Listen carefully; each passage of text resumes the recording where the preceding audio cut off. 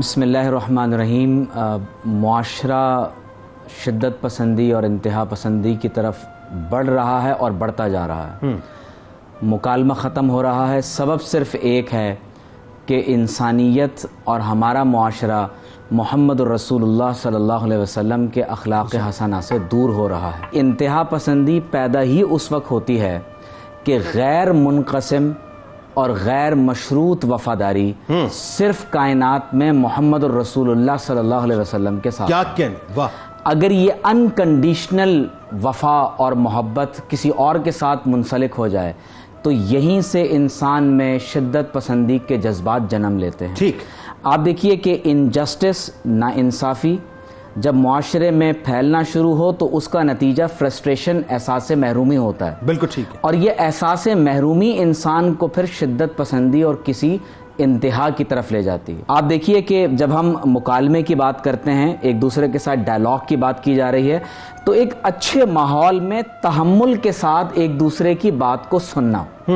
اور جب ہم یہ کہتے ہیں کہ ایک دوسرے کی رائے کا احترام کیا جائے تو اس کا یہ ہرگز مطلب نہیں ہوتا کہ آپ کسی دوسرے کی بات کو قبول کرنے جا رہے ہیں۔ درست۔ یہ ممکن ہے کہ آپ کسی کی بات کو عزت، ادب، احترام کے ساتھ ضرور سنیں اور اس کی بات کو احترام کے ساتھ آپ اپنے نقطہ نظر کے ساتھ آپ اس کو رد کر دیں اور آپ اپنے ڈیفرنس آف اوپینین کو بیان کر دیں۔ ٹھیک ہے۔ اب سوشل میڈیا کے سبب ہمارے ہاں معاشرے میں اس وقت معاشرتی روابط بڑھنے کے بجائے بتدریج اپنی اصل روح کے ساتھ ختم ہوتے چلے جا رہے ہیں اور مکالمہ اپنی اصل روح کے ساتھ ختم ہو رہا ہے۔ جنید بھائی، اس کی مثال آپ دیکھیے کہ جب ہم محبت اور خوشی کا اظہار کرتے ہیں تو ہم ایموجیز بھیج رہے ہیں۔ بالکل صحیح۔ ہم اپنے غم اور غصے کے اظہار میں بھی ایموجیز کا، ہم مصنوعی جو آئیکونز ہیں ہم ان کا اظہار کر رہے ہیں۔ بالکل ٹھیک۔ پھر آپ دیکھیے کہ تعزیت ہے، عیادت ہے، دعوت نامے ہیں، اپنی پسند ناپسند کا اظہار ہے، وہ تمام کا تمام اب ایک ایسی ایبسٹریکٹ فارم کے اندر چلا گیا ہے کہ اب لوگ ایک دوسرے کے پاس جا کر ملنے، بات چیت کرنے کے بجائے جو کچھ ہے وہ صرف سماجی رابطوں کی ویب سائٹ کے اوپر سر انجام دے رہے ہیں۔ بالکل۔ جو آیات مبارکہ مفتی صاحب نے تلاوت کیا، آپ غور کیجئے کہ فرعون نے خدا ہونے کا دعویٰ کیا ہے۔ وہ کہہ رہا ہے انا ربکم الاعلی، اور اس وقت جب اللہ تبارک و تعالیٰ کے دو جلیل القدر رسول اور انبیاء فرعون کے دربار میں جا رہے ہیں تو اللہ تعالیٰ کیا فرما رہا ہے کہ اذهب الى فرعون انه طغى، کہ آپ اذهبا الى فرعون انه طغى، کہ آپ دونوں فرعون کے پاس جائیں کہ وہ بہت سرکش ہو گیا ہے، اور حکم کیا دیا جا رہا ہے کہ فقولا له قولا لینا،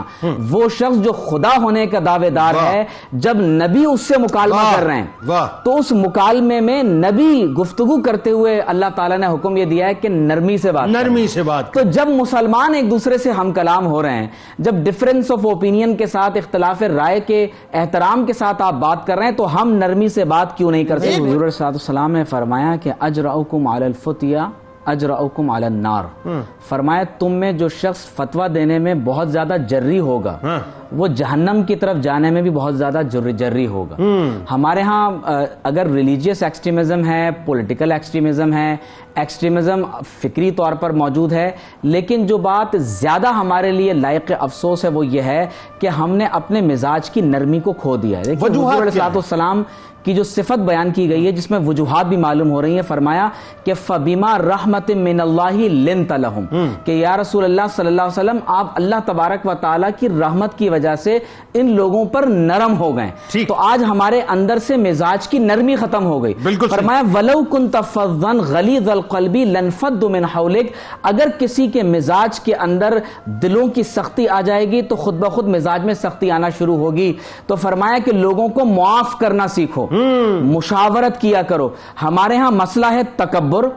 حسد، ایک دوسرے کے ساتھ جب ہم اعتدال کے رستے کو چھوڑ کر انتہا کے رستے کی طرف جاتے ہیں تو پھر معاشرہ شدت پسندی کی طرف جاتا ہے۔ تو میں آپ کے سوال کے جواب کو کنکلوڈ میں اس انداز سے کروں گا کہ آج مذہبی جو رہنما ہیں خصوصی طور پر انہیں اپنے مزاج میں نرمی کے اظہار کے ساتھ دنیا کے سامنے یہ مثال قائم کرنا پڑے گی کہ ہم کس طرح سے مکالمہ کر سکتے ہیں لیکن ادب اور احترام کے ساتھ۔ کروسیڈ سے لے کر اورینٹلزم کی تحریک اور اب اس کا بلاسفیمی اور پھر اسلاموفوبیا کی شکل اختیار کر لینا، میں اس کا سب سے بڑا سبب امت مسلمہ میں وہن کو سمجھتا ہوں۔ ٹھیک ہے کہ حضور علیہ السلام نے فرمایا تھا کہ تم ایک بہت بڑی تعداد میں ہوگے لیکن خس و خاشاک کی طرح بہا دیے جاؤ۔ بالکل ٹھیک۔ فرمایا تھا کہ تمہارے اندر حب الدنیا وکراہیت الموت، یعنی دنیا کی محبت اور شہادت کی ناپسندیدگی پیدا ہو جائے۔ ایسے ہی آپ دیکھیے کہ قرآن مجید کو نعوذ باللہ جلایا جا رہا ہے، حضور علیہ الصلوۃ والسلام کی تمام انبیاء کی شان میں توہین کا ارتکاب ہو رہا ہے، ایتھیزم کی بنیاد پر اللہ تبارک و تعالیٰ کی ذات اقدس کی شان میں نعوذ باللہ من ذالک توہین کا ارتکاب ہو رہا ہے۔ بالکل ٹھیک۔ اسلاموفوبیا کے تناظر میں ہیڈ اسکارف سے لے کر کس قدر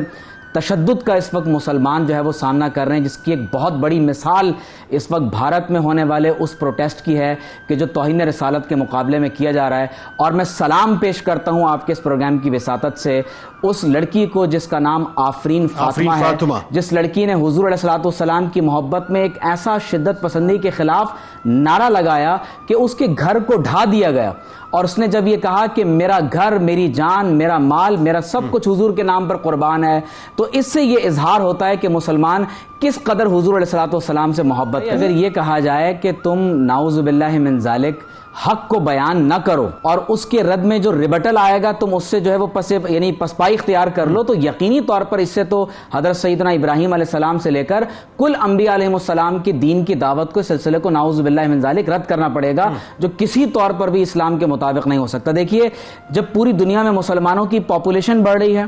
کنورژن کی وجہ سے مسلمانوں کی تعداد بڑھ رہی ہے، اور تمام غیر مسلم ممالک کا ٹوٹل فرٹیلیٹی ریٹ گریجولی نیچے چلا جاتا رہا ہے، 0.9 تک بعض ممالک کا فرٹیلیٹی ریٹ نیچے چلا گیا ہے، اور پوسٹ کولونیل پیریڈ کے اندر ہم دیکھ رہے ہیں کہ کولونیلزم کے بعد کروڑوں انسانوں کا قتل عام 15ویں صدی عیسوی سے لے کر تاحال ہو چکا ہے۔ اس وقت پوری دنیا میں اسلاموفوبیا کے ساتھ مسلم جینوسائیڈ کی ایک تحریک ہے جو چل رہی ہے، اور میں یہ سمجھتا ہوں کہ ہمیں جو اس کا رسپانس کرنا ہے، آپ کو ڈپلومیٹک لیول پر، سوشل اور اکنامک بائیکاٹ کی صورت میں، کلچرل بائیکاٹ کی صورت میں، نیشنل اور انٹرنیشنل لیول پر آپ کو قانون سازی کرنے کی صورت میں، اور اس سے آگے بڑھ کر جو ہمارے یعنی ان مسائل کا اصل حل ہے جنید بھائی، وہ یہ ہے کہ ابھی تک ہمارے اندر امت کا وہ تصور پیدا نہیں ہوا، کیونکہ یہ جتنے مسائل ہیں یہ اجتماعی نوعیت کے ہیں۔ اجتماعی مسائل کا حل اجتماعی کوشش میں مضمر ہوتا ہے، یہ نہیں ہو سکتا کہ پوری امت کے اوپر اچانک حملہ کر دیا جائے، مجموعی طور پر آپ حملے کی زد میں ہوں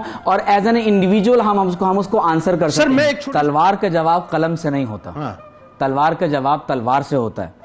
اور میں اس کے جواب کو یوں دیکھتا ہوں کہ آج جس طرح میں نے عرض کیا کہ امت کا تصور ہمارے ہاں معدوم ہوتا چلا جا رہا ہے۔ حضور علیہ السلام نے فرمایا تھا کہ مسلمان ایک جسم کے مانند ہے، کہ اگر انسان کے جسم کے حصے میں کسی مقام پر تکلیف ہوتی ہے تو آنکھ پوری رات بیدار رہتی ہے۔ تو ہمارے مسائل کا حل یہ ہے کہ ایک تو امت کا تصور اپنے اندر پیدا کریں، اور میں یہ کہنا چاہوں گا کہ کم بیک ٹو قرآن، آپ اللہ تعالیٰ کی کتاب کی طرف رجوع کریں، اینڈ کم بیک ٹو محمد صلی اللہ علیہ وسلم۔ اگر آج ہم اپنے رہنماؤں کو پکڑنے کی کوشش کریں گے تو یقین جانیں آپ امت کو کبھی بھی ایک پلیٹ فارم پر امت کے تصور کے ساتھ جمع نہیں کر سکتے، لیکن قرآن اور صاحب قرآن یہ دو مقدس ترین ہمارے لیے عقائد ایسے ہیں کہ جن کی بنیاد پر آپ پوری امت کو ایک جگہ پر جمع کر سکتے ہیں، اور اس کی سب سے بڑی دلیل یہ ہے کہ آپ دیکھیے کہ آج پوری دنیا میں اسلاموفوبیا کے مقابلے میں ٹرینڈ چل رہا ہے الا رسول اللہ، جس کا مطلب یہی ہے کہ میرا گھر، میری جان، میرا مال، میرا سب کچھ حضور علیہ السلام کی ناموس پر قربان ہے۔ اور میں یہ سمجھتا ہوں کہ اس جذبے کو ماند نہیں پڑنے دینا چاہیے ہمارے مذہبی رہنماؤں کو، سیاسی رہنماؤں کو، پوری دنیا کے اندر مسلمانوں کو اپنی جو پالیسی ہے وہ اس وقت ناموس رسالت کے مطابق دو جملے مجھے آخر میں ریشیپ کرنی چاہیے۔ آج امت مسلمہ کو کسی ایک امام غزالی، ایک جنید بغدادی اور ایک صلاح الدین ایوبی کی ضرورت ہے۔